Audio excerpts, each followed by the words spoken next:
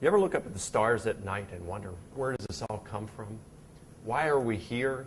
Are we here from naturalistic processes, evolved from a bowl of soup, primordial soup in a pond or an ocean and some kind of mud vents? Or are we here because there was a creator of the universe who wanted us to be here, who created the universe and the earth with life in mind? You ever wondered those questions? I've wondered those questions too. And so you want to look and we say, well, in the 21st century, with all the scientific advances we have, is there any scientific evidence that points to the conclusion that we are the result of a creator who wanted us to be here? I think that there is.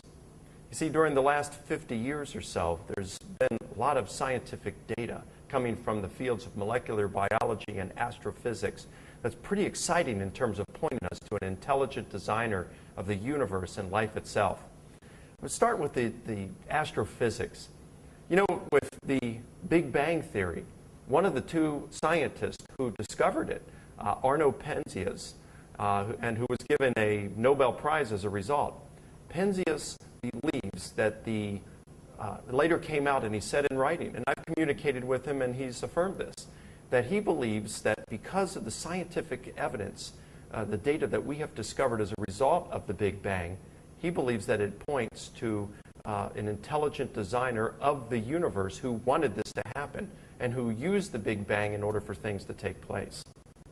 There's been a couple of scientists a few years ago, Dyson, Susskind, and Klaban, scientists and professors from MIT and Stanford, looked at the physics of the universe, and in an article that can be downloaded from the internet titled Disturbing Implications of the Cosmological Constant, they concluded that when we look at the universe, it is just so improbable that life would exist anywhere in the universe that it would be nearly a miracle for life to exist, period.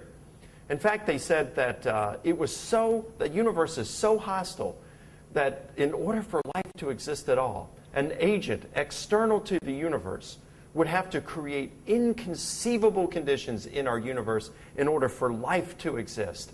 And so we ought to be surprised that life exists anywhere in the universe rather than, as Carl Sagan used to believe, that the universe was just abundant in life that we just hadn't discovered yet. So in terms of the cosmological constants and the factors in the universe that point to an intelligent designer, we could go on, but there's a lot of evidence. Now, in terms of the molecular biology, Francis Crick, who is an atheist and one of the two scientists who discovered DNA, discovered that DNA is so complex that if we unraveled all the DNA in our body, we could make 6,000 round trips to the moon if we unraveled and tied all the DNA together. You see, DNA contains a lot of evidence, a lot of data that determines what kind of people we are, how fast we could run, what kind of diseases we're going to be inclined to get. It tells a lot of things about us. It's very complex. And this is the most basic level of life, and it's already extremely complex. Crick himself believes that it's so complex that there's no way that life could have evolved on Earth by natural causes, even given a 4.5 billion year old Earth.